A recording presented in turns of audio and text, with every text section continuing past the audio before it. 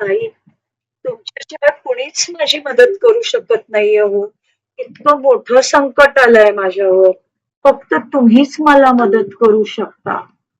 अशा प्रकारचं तुमची कोणीतरी अगदी जवळची व्यक्ती तुमच्याकडे येऊन रडायला सुरुवात करते. खूप मोठा प्रॉब्लेम झालेला आहे सांगते. आणि मग सांगते की आत्ताच्या आत्ता जर मी एवढे पैसे नाही भरले ना, तर हे लोक ही कधी आमचं घर आम्हाला घराच्या बाहेर काढतील, कधी आमच्या कोणीतरी आजारी असलेली व्यक्ती तिचं ऑपरेशन होणार नाही म्हणजे ती जीवाला मुकेल, किंवा काहीतरी आणखीनही असंच काहीतरी भयंकर संकट येईल, किंवा मग अमकी तमकी व्यक्ती त्याला जेलमध्ये जावं लागेल. असं काहीही प्रत्येक व्यक्तीप्रमाणे ही नंतर येणारी मोठी संकट जी तुम्हाला दाखवली जातात ना, ती बदलत जातात. पण ती असतात मात्र खूप मोठी बर का. आणि त्याच्याकरता त्या व्यक्तीला आत्ताच्या आत्ता त्या अडचणीतून बाहेर काढण्याकरता लागणारी रक्कम पण खूप मोठी असते. कमीत कमी काही हजार तर असतेच हो. कधी कधी काही लाख पण असते. ते काय आहे ना, ज्याच्याकडे मागितलं जातं त्या माणसाचा खिसा बघून ही रक्कम ठरते बऱ्याच वेळेला. आणि बऱ्याच वेळेला ही अशी रडकथा घेऊन येणारी व्यक्ती ही बऱ्याच वेळेला आपल्या अत्यंत जवळची, अत्यंत विश्वासातली अशी पण असते. आपण तिला खूप विश्वासातली मानत असतो. खरं काय असतं हे हळूहळू आपल्याला कळायला लागतं. हे पण तेवढंच खरं बरं का. कारण ही व्यक्ती मग त्यावेळेला कधी कधी तुम्ही काय करता, तुम्ही अगदी तुमची खास काही महत्वाच्या कारणाकरता ठेवलेली मोठी रक्कम जी घरामध्ये आपण ठेवतो कधी कधी, ती उचलता आणि त्या व्यक्तीला देता. काहीतरी खरंच मोठ्या कामाकरता ठेवलेली असते, किंवा कोणाला तरी मदत करण्याकरता ठेवलेली असते, किंवा कुठल्या तरी बिझनेसच्या इन्व्हेस्टमेंट करता ठेवलेली असते. आणि जेव्हा तुम्ही ती द्यायला लागतं त्याच्या आधी त्या व्यक्तीने तुम्हाला हेही सांगितलं असतं, ताई अहो 2 दिवसाचा प्रश्न आहे हो, 2 दिवसाचा फक्त. उद्या संध्याकाळी माझ्याकडे ही जी मी मागतेय ना रक्कम, त्याच्या 15 पट रक्कम येणार आहे. पण काय करू, आत्ताची गरज महत्वाची आहे ना, नाहीतर एवढ्या रकमेकरता मी कोणाकडे हात पसरेन का? माझी एवढी वेळ आली आहे का माझ्यावर?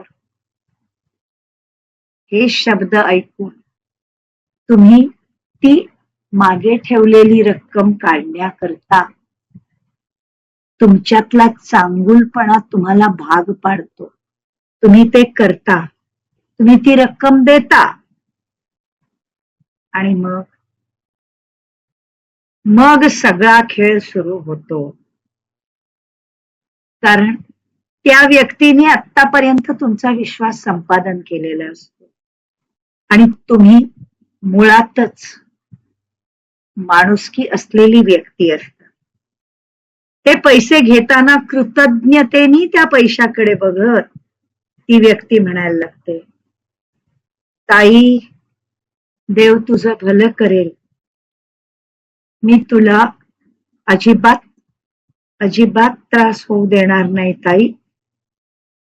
उद्या संध्याकाळी माझे पैसे आले ना की मी ही रक्कम काय याच्यापेक्षा थोडी जास्त रक्कम तुला लगेच आणून दे.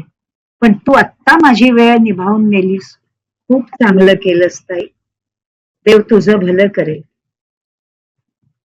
अशा पद्धतीमध्ये बोलत ती व्यक्ती तुमचे पैसे घेऊन झपाझपा निघून जाते.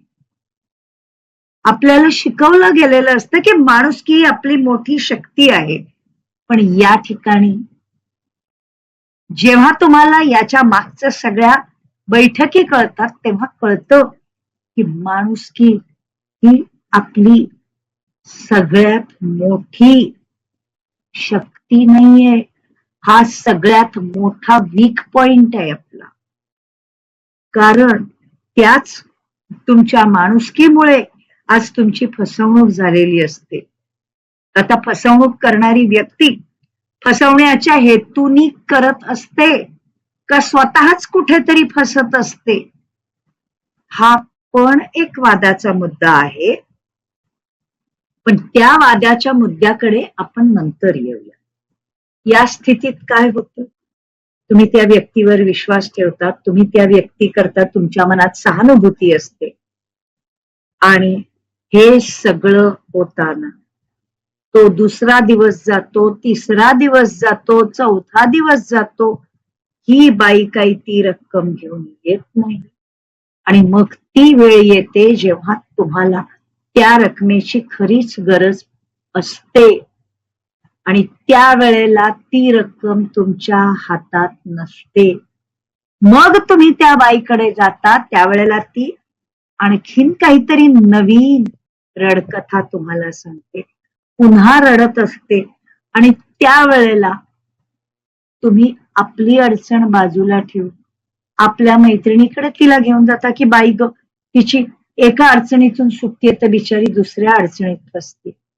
मग तुमच्या एखाद्या मैत्रिणीकडे घेऊन जातात, तिला सांगता बाई ग, बघ ग, तिला मी इतके वर्ष ओळखते, मागच्या वेळेला असं असं झालं तिला म्हणून मी मदत केली, माझे तर पैसे परत नाही आलेले, पण हिच्या डोक्यावर अजून मोठी अडचण आहे, तुला तिला मदत करता येईल का? आणि एक्झॅक्टली त्याच पद्धतीने तुमची मैत्रीण पण तिला मदत करते आणि अशा पद्धतीने हे दुष्टचक्र सुरू होतं. आर्थिक फसवणुकीवर आर्थिक फसवणूक, मग त्याच्यावर नवीन फसवणूक, मग त्याच्यावर नवीन फसवणूक. आणि तरीही प्रत्येक वेळेला समोरच्याकडून आलेल्या माझ्याकडे मोठी रक्कम येणार आहे या वाक्यावर आपल्या नकळत आपल्या बुद्धीला मान्य नसूनही आपण ठेवलेला विश्वास, या सगळ्यांमधलं नातं समजून घ्या. विश्वास, सहानुभूती आणि त्याच्यामुळे होणारी आर्थिक फसवणूक ह्यांच्यातलं खरं नातं जर समजून घेतलं तर तुम्ही तुमच्याकडे अगतिकतेने येणाऱ्या प्रत्येक व्यक्तीचं सत्य अत्यंत शांतपणाने ओळखाल, पारखाल. त्या व्यक्तीला प्रश्न विचाराल, तिच्या प्रश्नातून जर ती फसत असेल तर त्याच्यातून तिची फसगत कशी थांबावी हे पाहाल आणि निश्चितपणाने तुमची स्वतःची फसगत होऊ देणार नाही, एवढं नक्कीच. तर विचार करा ह्याच्यावर. आणि जर तुम्हाला हे सगळं जे मी सांगितलंय ते आवडलं असेल, पटलं असेल, कळलं असेल आणि काळजाला भिडलं असेल तर तुमच्या प्रियजनांपर्यंत पण हा संदेश नक्की पोहोचवा. धन्यवाद.